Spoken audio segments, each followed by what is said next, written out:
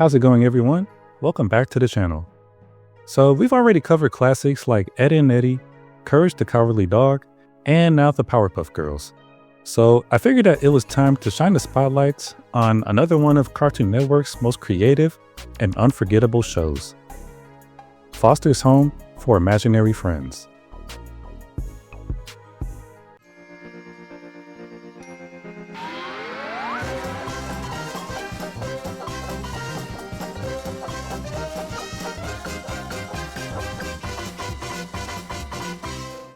Once again created by Craig McCracken, the series was actually inspired after McCracken and his wife adopted 2 dogs from an animal shelter and wondered what the dogs' lives were like before they were adopted. From that idea came Foster's, a home where abandoned imaginary friends could live while waiting to be adopted by new kids. Premiering on August 13th, 2004, the show ran for 6 seasons and produced 79 episodes, earning multiple awards and cementing itself as one of Cartoon Network's best series on the channel.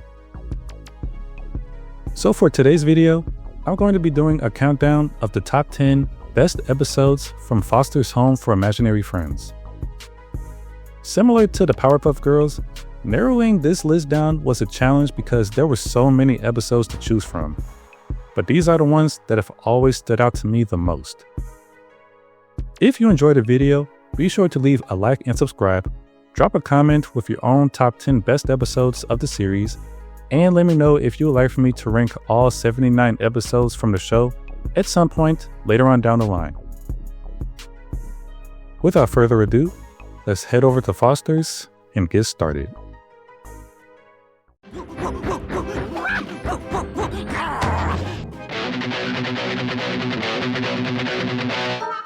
Okay, I'm done. Here, grab some clothes. At number 10 is Dinner is Swerved, an episode that turns one of life's most simplest tasks and turns it into one of Foster's funniest misadventures ever. The episode begins with Blue showing Mac that they can see his apartment from the rooftop of Foster's. What follows as a simple trip back downstairs quickly turns into a nightmare once the two realize that they have absolutely no idea how to get back downstairs. At the same time, everything that's going on downstairs is just as entertaining.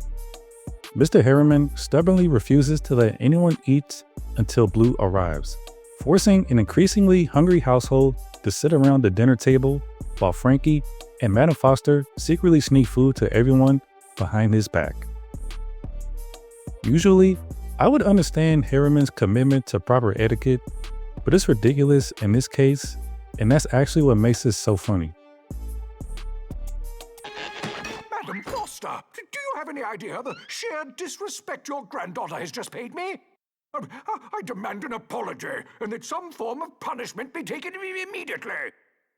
I'm sorry, Mr. Harriman. I've been a bad girl. Well, I should say so, Miss Francis, and please see to it that it doesn't happen again. What makes this episode so memorable is how perfectly it showcases Foster's itself. Throughout the series, we're told that the mansion is huge, but this episode is one of the few times where it feels like a maze. As they wander through the endless halls of Foster's, they repeatedly find themselves lost, confused, and somehow ending right back where they started. Rooms lead to places that shouldn't exist, trapdoors send people upstairs instead of going downstairs, and even the simplest task of finding the dining room turns into an adventure. The house almost feels like a character of its own, constantly working against everyone inside it. Whether it's leaving behind a trail of clothes for the search party to accidentally sabotage, Duchess opening a trapdoor that somehow launches Mac and Blue back to the roof, or resorting to jumping onto a mattress just to get launched back up to the roof, the house itself becomes an antagonist in the worst way possible. Wilt, Eduardo, Coco, quit dilly-dallying and retrieve Master Beauregard so we can begin this meal. By the sound of things, I believe he is on the roof. Are you all aware that you can just see Master Mac's abode from the topmost tower? Quite fascinating. The comedy is also one of the strongest in the first season. Blue's gradual descent into insanity is hilarious from beginning to end. Whether he's being convinced that the house is literally eating clothes, trying to order 12 pizzas despite having no way to reach them downstairs, or mistaking an imaginary chicken leg for Mac and nearly eating him. Every new obstacle pushes him further over the edge. The episode is also packed with quotable moments, but Mac and Blue's exchange about the Pizza Man may be one of the most underrated, funniest conversations in the entire series. Look, the Pizza Man! Hi, Pizza Man. We're really high up, and you look like an ant. Wait, what did you just say? Ant? Before that. An? Before? Like? No, before. Look. No, 9 words before that. Hi, No, after that. Pizza. And after that? Word? No, man. Hi, Pizza Man? Hello. The ending is the perfect payoff. After spending the entire episode desperately trying to get downstairs, Mac and Blue get into a fight that miraculously sends them to the downstairs area of Foster's. Mac finally goes home, and Blue finally arrives to dinner, only to discover that everyone else has already eaten and is getting ready for bed. Meanwhile, Wilt, Eduardo, and Coco end up stranded on the rooftop in exactly the same situation that Mac and Blue started in, creating one final joke that brings the entire episode full circle. Man, me hungry. I know. I'm hungry too. ¿Dónde está ese pollo loco? I don't know where that crazy chicken went. Come on, let's go back down. Hey, who knows? Maybe Blue's in the dining room. Sí. Hey, anybody know a shortcut downstairs? Yeah? Because of its non-stop comedy, clever use of the entire cast, the unforgettable maze of Foster's, and some of the funniest Blue moments in the entire series, Dinner is Swerved earns its place at number 10, making it a worthy way to start this countdown.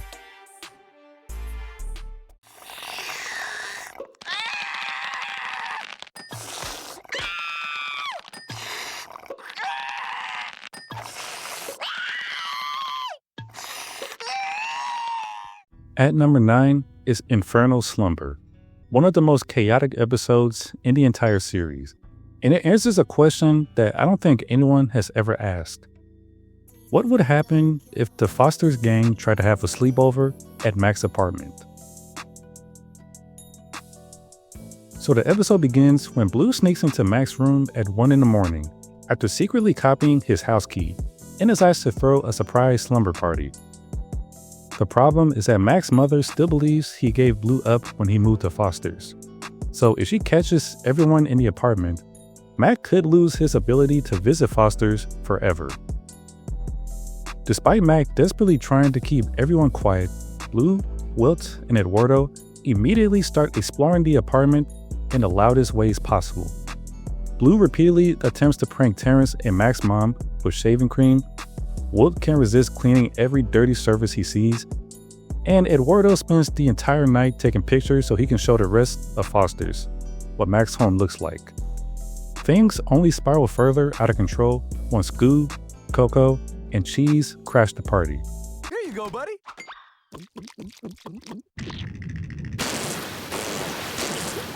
No! Chocolate milk! I'm sorry, but that's what I gave you. What makes this episode so entertaining is that nearly every character's personality actively work against Mac's goals. None of them have any real bad intentions, but together, they become Mac's absolute worst nightmare. And speaking of Mac, Mac proves why he's one of my favorite characters throughout the whole series. For the entire story, he's forced into basically damage control, constantly sprinting from room to room, trying to prevent disaster before someone wakes up. Like, you can genuinely feel his stress as every close call gets more ridiculous than the last.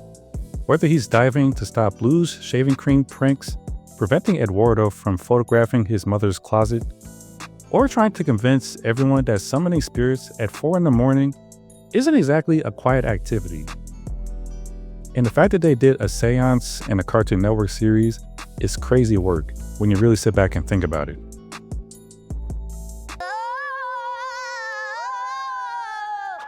Can we at least go back in my room? So the spirits have to come all the way back from the dead and find your room? Cut 'em some slack, Mac.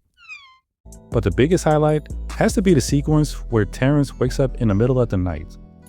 Rather than panic, everyone immediately improvises a bizarre performance to convince him that he's still dreaming, complete with backwards talking, interpretive dancing, and some of the strangest imagery the show ever put on screen. It's such an absurd scene that it somehow actually works.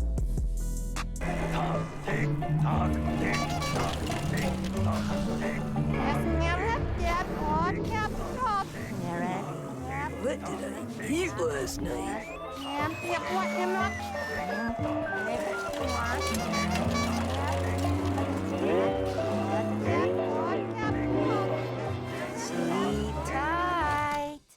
What I also appreciate is that despite all the destruction and all the chaos that's in this episode, the ending manages to pay off in an unexpectedly wholesome way.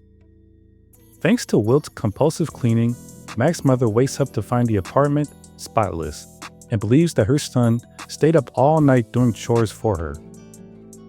It's actually one of the few times where the gang's antics accidentally help Mac instead of making his life harder. Even if the post-credit scenes hilariously reveals that Terrence still gets punished because nobody believes his story.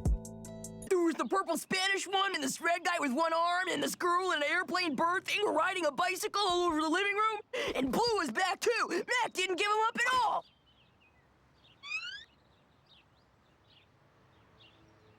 Terrence, you're grounded. Infernal Slumber works because of its frantic pacing, incredible ensemble cast, nonstop comedy, and the perfect showcase of why Mac's friends can be both lovable and completely exhausting.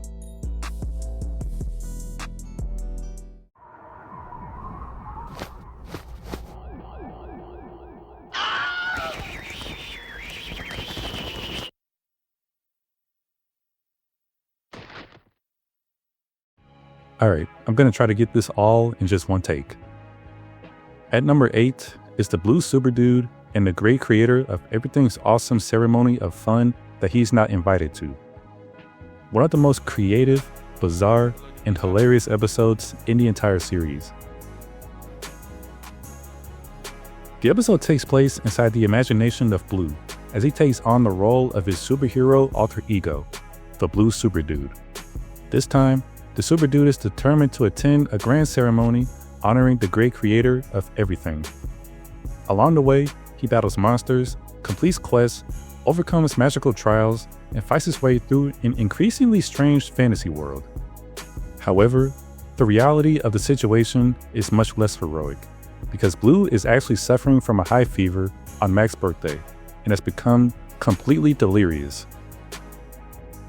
Blue, lay down. You're way too sick to get out of bed. But ceremony gotta be awesome. I told you there's no way I'm letting you go to Mac's birthday party. If you go down there, you'll end up getting everyone sick. Blue, I mean it. If you're not gonna eat your soup, just lay back and get some rest. While everyone else is trying to keep him in bed and prevent him from spreading his illness, Blue escapes and stumbles throughout the house, interpreting every interaction around him as a part of an epic adventure. What immediately makes this episode stand out is its imagination. Foster's has always been a series built around creativity, but this episode might be one of the best examples of that idea in action. Nearly every character is reimagined through the lens of Blue's feverish mind. Frankie becomes the villainous Frankenist, Eduardo transforms into a two-eyed, two-horned, smiling purple people greeter, Coco becomes the sacred cow of eternity, Duchess turns into a dragon guarding precious treasure, and Mac is elevated to the role of the great creator of everything himself. The fun is good. The dude is evil. The fun is good. The dude is evil.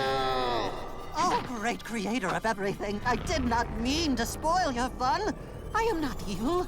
I, the Blue Super Dude, only wanted to make my presence known to you. Blue, I can't believe you. What did you think you were doing? Making my presence known. What I particularly love about this episode is that it constantly switches between fantasy and reality. The audience gradually pieces together what's actually happening while Blue remains completely convinced that he's on a heroic quest. A dangerous monster turns out to be Wilt. A magical trial is really just Jackie Combs assuming himself by sending Blue on random errands. An epic battle is often nothing more than Blue running around the house causing trouble. The contrast between what Blue sees and what is really happening creates one of the funniest moments in the episode.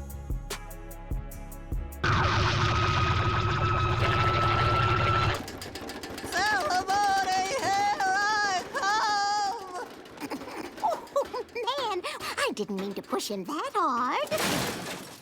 Another strength of this episode is how it develops the relationship between Mac and Blue. Although Mac doesn't appear much until the end, the entire story revolves around Blue's determination to reach his friend's birthday party. As ridiculous as his actions become, there's something strangely sweet about the fact that he refuses to miss because he refuses to miss Mac's special day. There we go.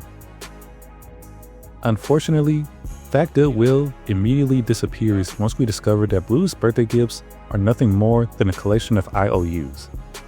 Only Blue could do something both thoughtful and incredibly selfish at the exact same time. I don't help people. Well, you know what? You can't make me. Oh, yeah? Well, you owe me.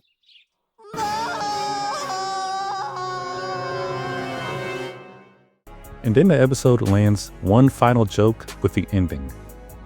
Having recovered from his illness, Blue is now forced to take care of everyone he infected as punishment. The situation comes full circle when Frankie becomes delirious herself and imagines that she's the hero of her own bizarre sci-fi fantasy adventure, while Blue struggles to get her to eat her soup. It's the perfect reversal and a fantastic final punchline. Frazam! Frazam! Take that, you icky alien, you! Frazam! Frazam! Frazam! Frazam! Just eat the soup. Alpha Beta, this is Frankarella.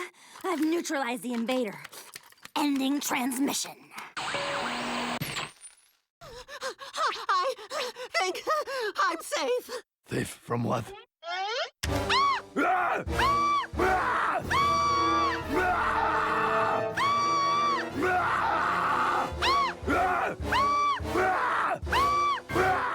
At number 7 is Nightmare on Wilson Way, one of the most suspenseful episodes in the whole series, and without question, one of the greatest Halloween specials to ever premiere on Cartoon Network. It takes a simple prank that spirals completely out of control and turns into a full-blown zombie movie parody, all while delivering some of the best character moments that Blue ever gets. The episode begins with Mac voluntarily tying himself to his bed to keep himself away from Halloween candy, knowing all too well what happens whenever he gets a sugar rush. Meanwhile, Blue is far more interested in tricks than treats, and is determined to pull his annual snake in the camp prank on someone unsuspecting. After failing to fool nearly everyone in the house, he finally convinces Mr. Harriman to open the can, only for the rabbit to suddenly collapse on his office table. Mr. Harriman?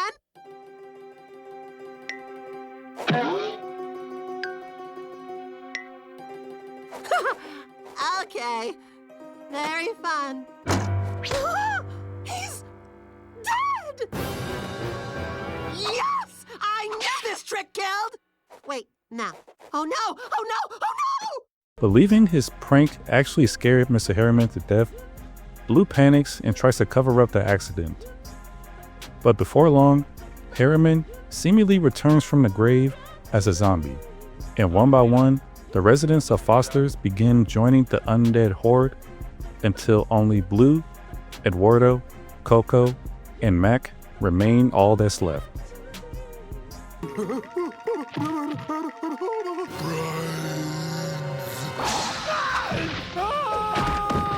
Welt! This is not okay. Ah! Oh! Ah! The biggest surprise, however, is Blue himself. Normally he's selfish, immature, and depending on who you ask, make it almost impossible to like Fosters at times. But once he believes that his friends are in real danger, his priorities completely change. Most importantly, he refuses to leave Mac behind, despite having an opportunity to escape, insisting that they leave no one behind, especially his best friend. This is actually one of the clearest examples in the series that beneath all of Blue's ego and mischief, Mac truly means a lot to him. Mac is still in there. He's helpless. We can't leave him. They probably have made him a zombie already. Let's go! No way! We leave no man behind, especially my best buddy. Now come on! But Haz lo que digo!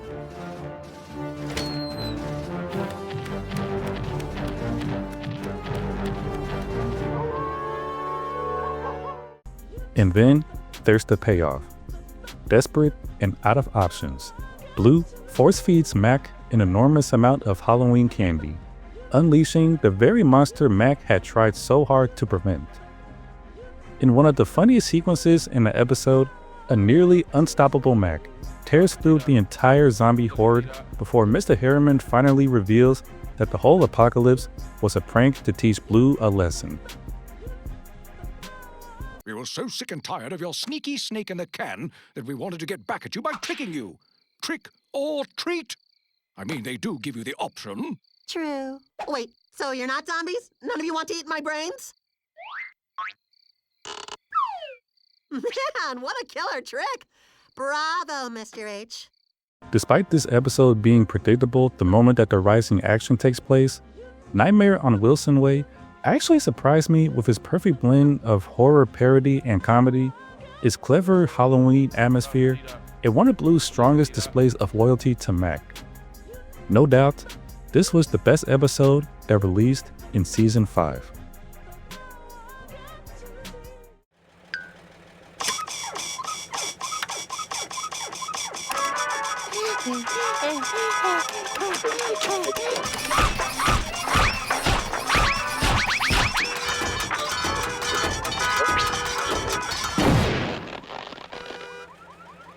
Shut up. At number 6 is Bus, the Two of Us, one of the most consistently hilarious episodes in the entire series, and a masterclass in escalating chaos. So the setup is deceptively simple. Frankie is running errands with Blue when she accidentally leaves the keys in the bus. Blue initially resists the temptation, but eventually gives in, taking the bus for a joyride and picking up Mac from school along the way.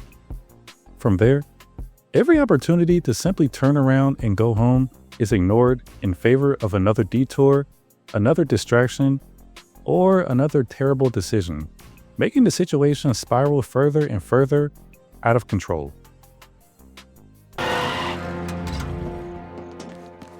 Yes, Mac, I know we lost. Hunk of junk. If we just had a little more power under the hood. No, I didn't say we lost. I said we're lost! Oh. The biggest reason this episode works so well is because everyone is operating under completely different priorities.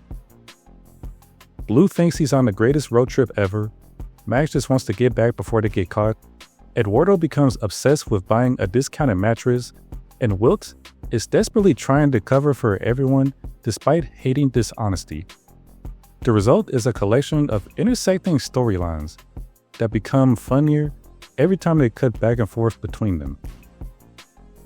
There's another entry on a list that showcases his character, but Wilt absolutely steals the show in this episode. Watching arguably the most honest and conscientious character in Foster's forced into telling increasingly absurd lies is comedy gold. Every excuse he invents creates two more problems, leading to the fake illnesses for Coco, accidentally shoving Mr. Harriman down the stairs, recruiting Goo to imagine replacements, and eventually suffer one of the funniest nervous breakdowns in the series. 2 minutes! You have 2 minutes before Frankie leaves the house, and there's nothing I can do to stop her, Mac! I am trapped in a tangled web of lies, and I can't do it anymore! I really tried, but it's too much, okay? It's too much! The Wilt Man is signing off. You are on your own, mister. Sorry. Meanwhile, Blue's complete lack of common sense fuels countless memorable moments. He can't see over the steering wheel. He takes a job at a pizza restaurant solely just to use the bathroom. He attempts to pay a toll booth while driving at full speed. He picks up random hitchhikers and somehow treats every new disaster as another fun adventure. Craig McCracken was actually nominated for an Emmy for this episode. And once you watch it, it's not hard to see why. From the moment the episode started to the moment that the episode ended, it constantly just keeps getting better and better. Hello? No, there's no Kathy here. I said there's no Kathy here. Oh, you're Kathy. Never heard of you. The climax ties everything together brilliantly. After all of Wilt's efforts to keep Frankie in the dark, Goo unknowingly creates fake versions of Mac and Blue that temporarily fool everyone before the real trio finally returns, with police cars, angry motorists, and a trail of destruction following behind them. This ultimately leads to Blue casually saying one of the best quotes that he's ever had in the series. Hey guys! Whoa! Best road trip ever. Fast-paced, packed with visual gags, and featuring one of the strongest ensemble casts in the show's run, Bust the Two of Us is nonstop entertainment from beginning to end.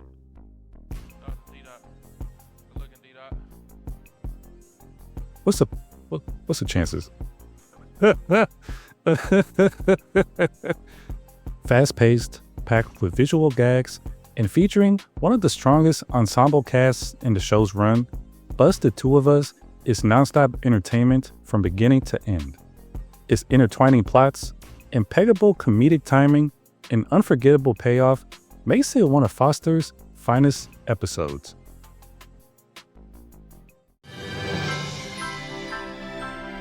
She's so awesome. And hot! She's so nice. And hot! She's so cool. And hot! At number 5 is Frankie, My Dear, a fan favorite episode centered around Frankie and a surprisingly sweet story about admiration, jealousy, and friendship. The story begins when Mr. Harriman buries Frankie in paperwork, forcing her to cancel plans with her friends. Mac volunteers to finish the filing for her, impressing Frankie with his organizational skills and earning a kiss on the cheek. That single gesture is enough to send Mac into full-blown puppy love. And once Blue notices Frankie's attractiveness for himself, the two begin competing for her affection almost immediately. Oh, I almost forgot. Thanks, Mac. You're the best.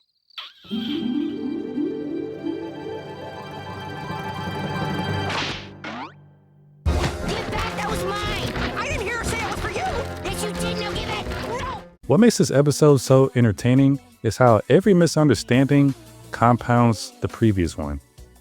Frankie casually mentions that she's found the man of her dreams, leading Mac and Blue to assume that she's talking about one of them before shifting their suspicion to every male who crosses her path.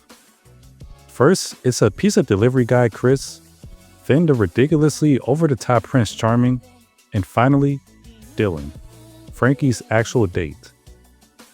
Each new arrival convinces the boys that they found their latest romantic rival, causing them to repeatedly team up despite spending most of the episode arguing with one another. So what say you, my fellow forsaken lovelorn losers, my broken-hearted brothers, my buddies in being brushed off? Partners! Partners! Partners! Partners! The comedic centerpiece is undoubtedly the restaurant sequence. The absurd disguise of Chris, Mac, and Blue stacked inside a trench coat under the name Orlando Blue, complete with Blue's fake mustache and Prince Charming forced into a dress. It's one of the most iconic visual moments in the series. Milady? Milady? Will you get in here?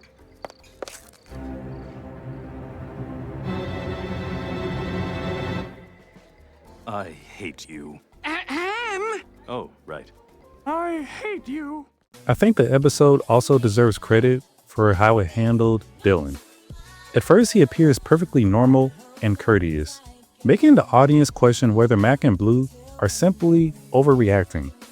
But once his true personality is revealed, openly belittling Chris, Mac, and Blue, while treating Frankie like his property, the story completely flips the script. Frankie's furious defense of her friends and immediate rejection of Dylan is immensely satisfying, culminating in an off-screen beatdown that's made even funnier by the group's later discussion. So, it's not what it looks like. It's... If I had a dime for every time I heard that one. No, really, I was just palling around with the kids over here. Cute little guys. You mean my friends? Oh, those were your, friends. Hey, Frankie, did I mention how awesome you look in that dress?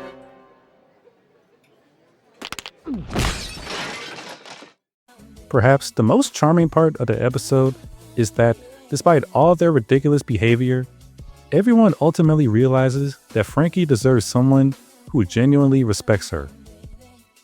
Meanwhile, Frankie makes it clear that she values her friendships more than a bad relationship, reassuring the boys that they actually helped her dodge a bullet. Of course, the sentiment only lasts a few seconds before everyone immediately starts hitting on her again, ending the episode on one last perfectly timed joke. Besides, I got friends like you. I don't need a man. I'm not a man. I'm an imaginary man. I'm not a man. I'm a teenager.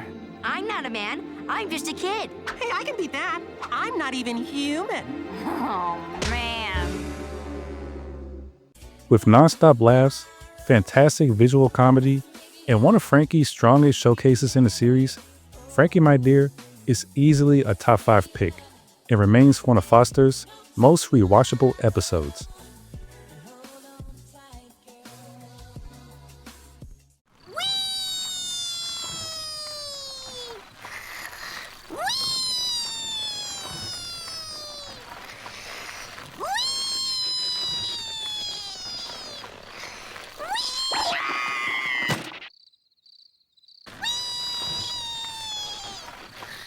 At number 4 is Mac Daddy, the highest rated episode in the whole series, the unforgettable introduction of Cheese, and one of the most relentlessly chaotic episodes in the entire series. The episode opens with Mac waking up to discover Cheese is in his bed, immediately setting up the central joke that Mac has somehow imagined another friend besides Blue. Because Madam Foster believes Cheese belongs to Mac, the house temporarily treats him like Blue's younger brother, leaving Blue devastated that he's apparently been replaced.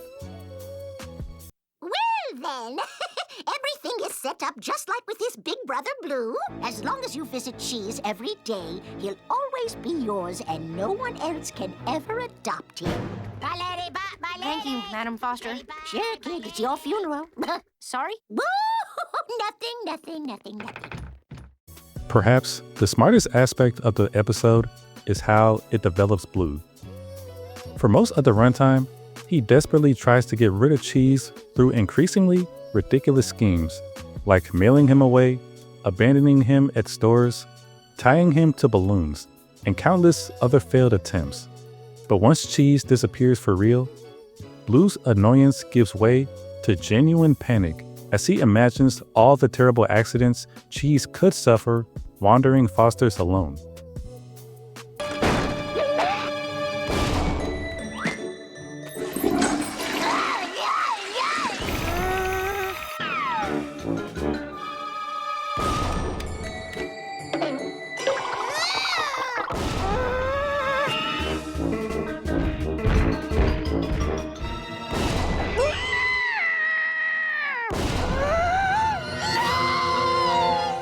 His frantic search culminates in a surprisingly heartfelt speech about learning to appreciate cheese despite all his flaws, showing that beneath Blue's selfish exterior, he truly does have a protective side. Even though cheese once made my stomach turn, I love cheese. I hope to have my share of cheese every day, perhaps even for the rest of my life, even though cheese smells. I think that if we all look deep into our hearts, we can learn to have an appreciation for cheese and embrace his unique flavor, if you will. The emotional payoff is immediately undercut by one final joke. Louise arrives to reveal that Cheese was never Mac's imaginary friend in the first place, meaning Blue and Cheese were never brothers. After spending the entire episode reluctantly accepting Cheese as family, Blue instantly celebrates the revelation. Cheese isn't your brother. I'm sorry, Blue. Thank goodness! Phew! I mean, who wants to be related to that guy? I mean, geez, Louise! Yes. Introducing a character as divisive as Cheese could have easily gone wrong, but this episode strikes the perfect balance between overwhelming chaos and genuine heart. It establishes Cheese as an unforgettable recurring presence while giving Blue one of his funniest and surprisingly most sincere character arcs, making it one of the defining episodes of the series. No thanks. Yes. Yes. Yes. Yes. Yes. Yes, please, with marshmallows. No, Blue, no, this is Coco. She wasn't asking if you wanted Coco. Well, all she says is Coco. Oh, well then what was she saying? Do you want any juice? At number 3 is House of Blues, the feature-length pilot episode that not only introduced Foster's home for imaginary friends, but immediately established why this series would become something special. It's funny, heartfelt, imaginative, and effortlessly introduces an entire world while telling a genuinely emotional story about friendship and growing up. The story begins with Mac being forced to say goodbye to Blue after his mother decides that he's too old to have an imaginary friend. Rather than simply disappearing, Blue discovers Foster's home for imaginary friends, a place where abandoned creations can live until they're adopted again. What initially seems like the perfect solution quickly turns into a nightmare once Mac learns that leaving Blue there means someone else could adopt him forever. Mac, Blue, Foster's is a foster home. It's not a boarding house. If you leave Blue here, you can't come see him, because he won't be yours anymore. What? He'll be put up for adoption like everybody else here. Adoption? Yeah. For one reason or another, we've all been given up by our creators. And as much as we all love living here, what we really want is to be adopted by a new kid who needs an imaginary friend. The central conflict becomes even stronger once Duchess and Terrence form their unlikely alliance. Their plan to manipulate Foster's adoption rules and dispose of Blue permanently raises the stakes beyond simple misunderstandings, culminating in an action-packed climax in a junkyard, featuring the fearsome Extremosaurus. Oh, just forget it. I just don't like you, so I'm going to get rid of you, okay? No, not a... Whoa! Awesome! That is so cool! It gets cooler.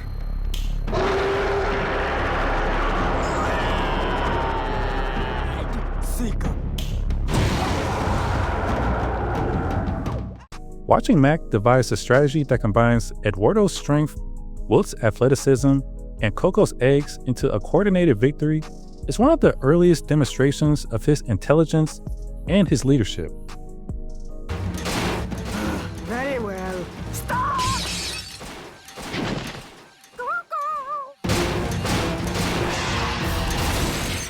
Whoa, that's not cool. How do I explain that to my mom? Don't be sorry. It's okay. Look. I guess Extremosauruses don't have much of a taste for something so spoiled. Rotten. Yet, despite all the spectacle, the emotional core remains Mac and Blue's friendship.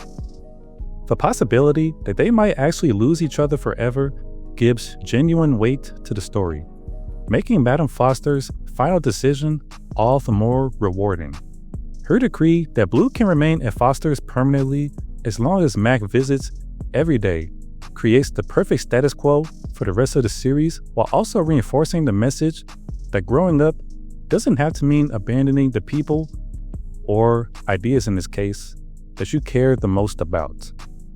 So, what'd I tell you? With me living here, Mom will be happy, Terrence will leave you alone, and you can visit me every day! It's perfect! Our problems are solved! It was just a little more of a hassle than we thought. So, you'll be back tomorrow, right? Maybe. I don't know.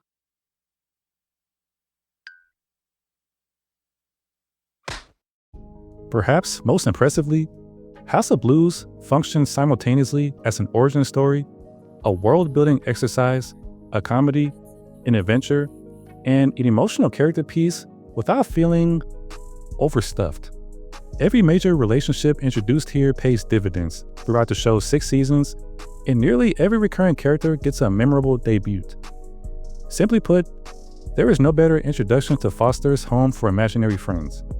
It establishes the heart, humor, creativity, and charm that defines the entire series while telling a complete and deeply satisfying story in its own right. For those reasons, House of Blues stands out as one of the best episodes of the series.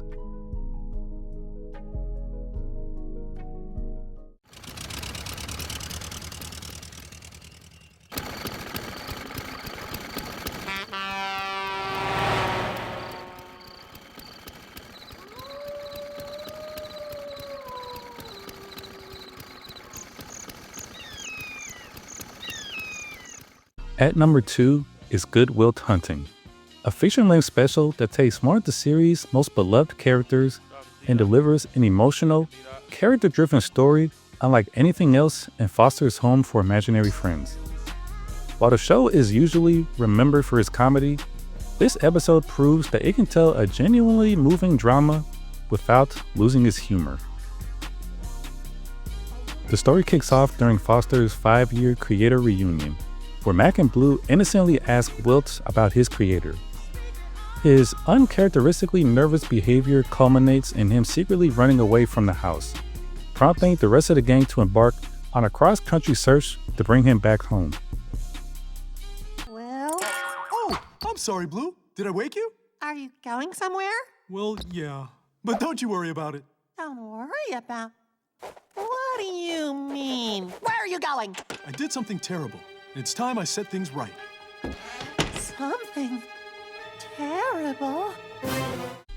Throughout his journey, Wilt repeatedly delays reaching his destination because he cannot stop helping strangers in need. He reunites a lost imaginary friend with her owner, spends hours assisting an elderly farmer, mows countless neglected lawns simply because they needed mowing, and even unknowingly helps criminals move stolen furniture because he assumes that they're honest people. In lesser hands, these detours would feel repetitive, but instead, they reinforce exactly who Wilt is. Someone who instinctively puts everyone else's needs ahead of his own. Guys, I don't mean to be rude, but I'm running out of time, and Oh, thank goodness. For a second there, I thought... You're under arrest for assisted burglary! The emotional centerpiece, however, is Wilt's long-awaited backstory. His missing arm and damaged eye are finally explained through silent flashbacks that reveal that he sacrificed himself to save his creator during a pivotal basketball game. Even more heartbreaking is the misunderstanding that followed. Wood believed that he failed the boy who created him and abandoned him out of shame, while his creator spent decades believing his own obsession with winning had driven away his best friend. This is actually a tragedy that's built entirely on misplaced guilt, making both sides equally sympathetic. That revelation transforms Wilt in his defining character trait, him being apologetic, into something deeply meaningful. What once seemed like a comedic quirk suddenly becomes evidence of decades of emotional baggage and self-blame. Think of it like this. every time Wilt has ever said sorry throughout the series. It carries the weight of someone convinced he let down the person who mattered the most to him.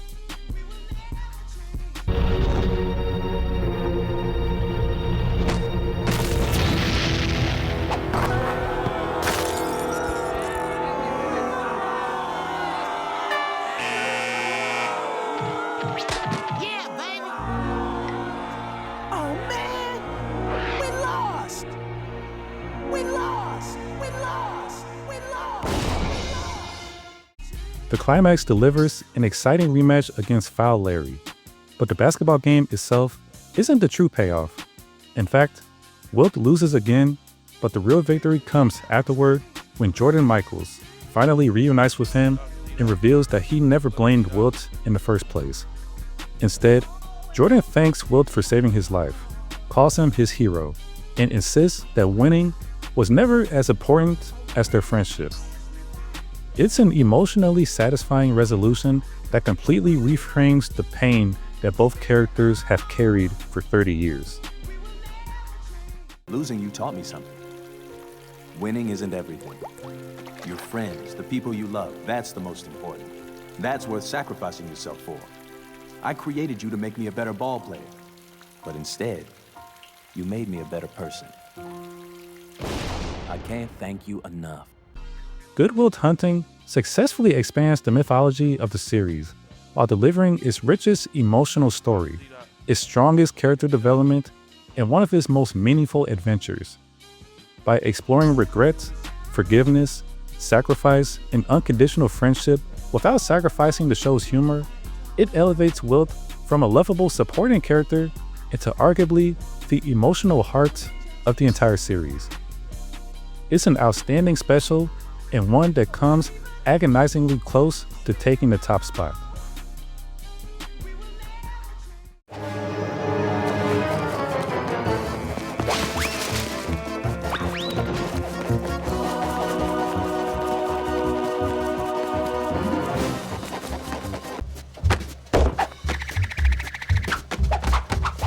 This guy looks good. Mr. Hedderman, and I'm here to say, a hip hop, a hip hip hop. I rip and I rap and I just can't stop. I have great big feet and ears that flop. To help your mom, you can sweep them off. See, I've updated the act. Apparently, children really like the hip hop. That is the problem. This party is unauthorized, and more importantly, it is interfering with my 23 hours of beauty sleep. You may want to shoot for 24. We saved the star for you. Is that okay? Are you kidding? Of course it's okay. Whoa!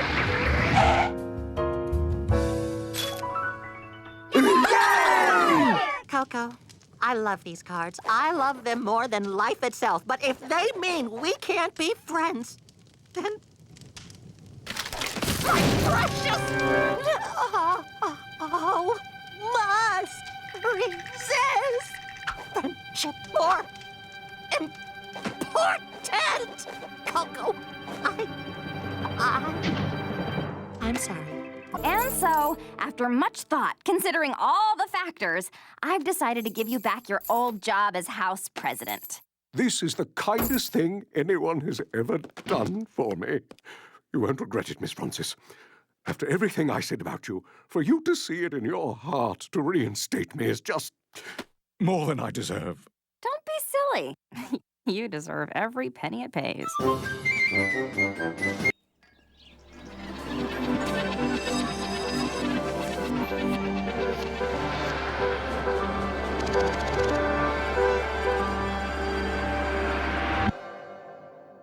Okay, bye, doggies.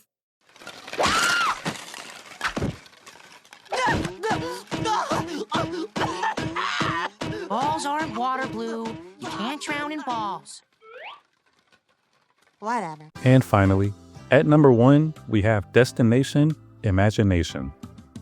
If Good Will Hunting is the emotional heart of Foster's, then Destination Imagination is a masterpiece. A thematic masterpiece. This is the special that perfectly combines adventure, comedy, fantasy, and character development into the most complete story that the series ever produced. while finally giving one of his most underappreciated characters the spotlight that she deserves. The episode begins with a look at Frankie's exhausting daily routine. From sunrise to sunset, she's responsible for cooking meals, solving arguments, cleaning the house, running errands, fixing problems, and catering to the endless requests of dozens of imaginary friends, all while receiving virtually no gratitude from either the residents or Mr. Harriman. Surprisingly, it's a grounded portrayal of burnout that immediately makes her one of the most sympathetic characters in the series. Miss Francis, you are paid to cook and to clean, not for your naive and misguided opinions about imaginary friends. Now, I suggest you adhere to the cleaning part of your job and remove this chest to the attic as has been requested of you. After which, I will remind you to take out the trash. Again.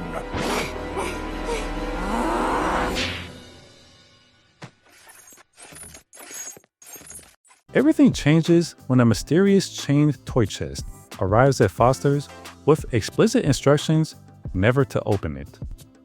Naturally, Frankie ignores those instructions and discovers an entire magical universe hidden inside, ruled by an unseen imaginary friend simply known as World. Unlike her life at Foster's, this new realm treats Frankie like royalty. She's thanked, appreciated, pampered, listened to, and encouraged to relax for perhaps the first time in years. It's easy to understand why she becomes increasingly reluctant to leave. Why don't you stay just a little longer? I always hate it when you leave. Sorry, Harriman said I have to repave the driveway. He never appreciates anything you do. None of them do. Not like me. Yeah, I know, but it is my job, and I have kind of been slacking off lately. Do you really have to go?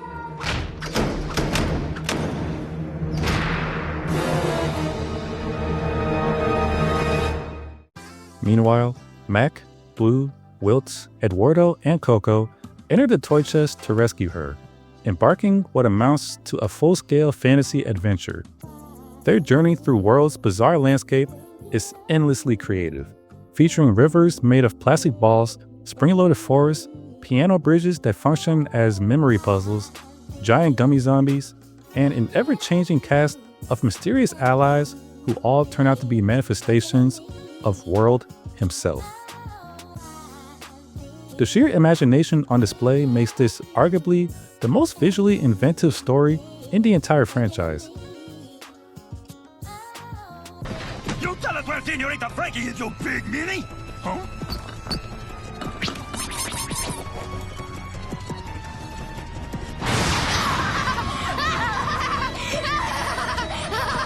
You'll never find her! She's mine! Mine! All mine! But what truly elevates Destination Imagination is its treatment of Frankie.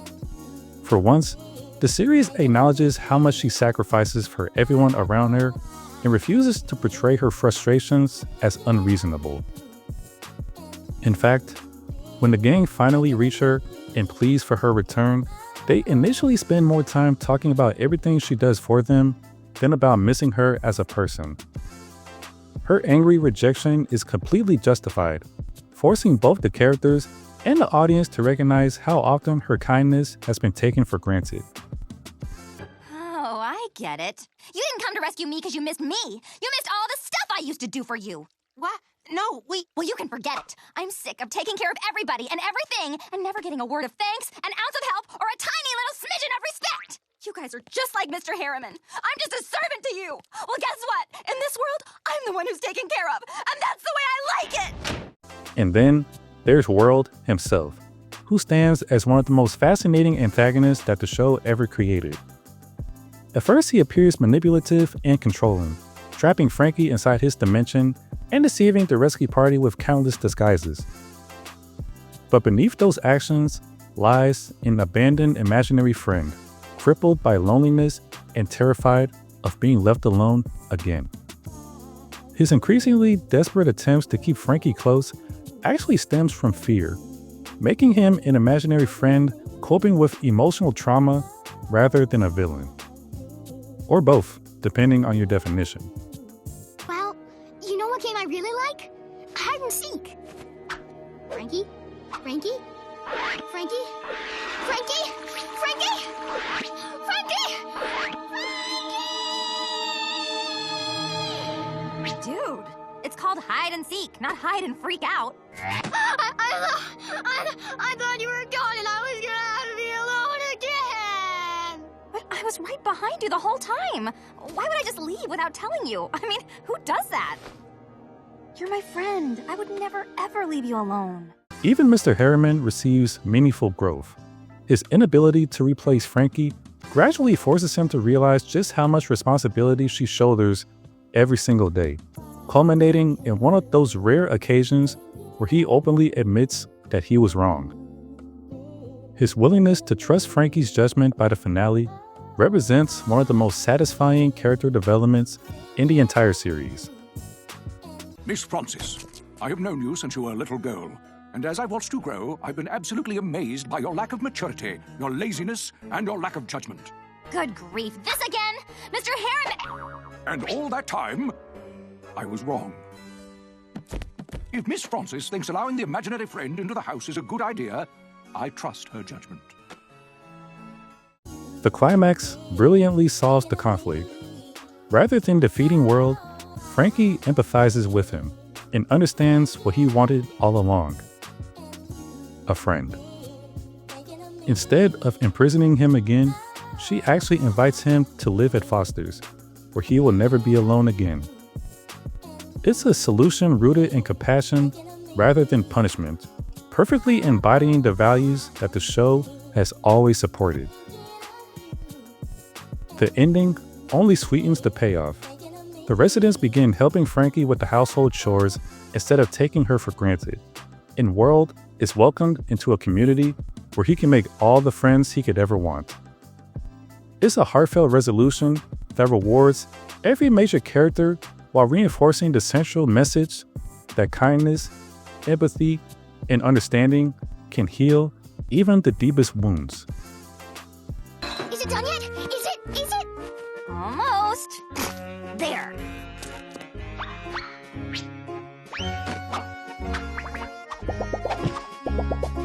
I love it! And I can't leave out the final scene. The final scene with all the residents of Foster's running up to the attic to jump into the very same toy box that kept World locked in. Though this wasn't the last episode in the series, this was actually the last episode of the series to be produced. And you could feel that emotion hit once the show's theme plays as it references the opening of the show. Because in most people's eyes, this is the last episode.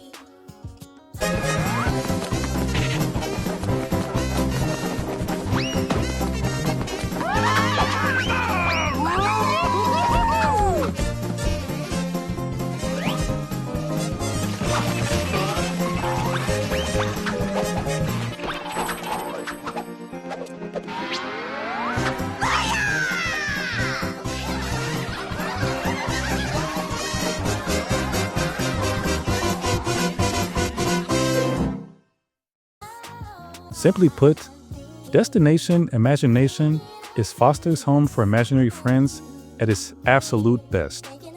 It delivers breathtaking creativity, meaningful character development, surprisingly dark subject matter, emotional maturity, comedy, and one of the strongest messages the series ever told. It serves as the perfect culmination of everything that made the show special. That's why, for me, Destination Imagination isn't just the best episode. It's the best masterpiece of Foster's home for imaginary friends.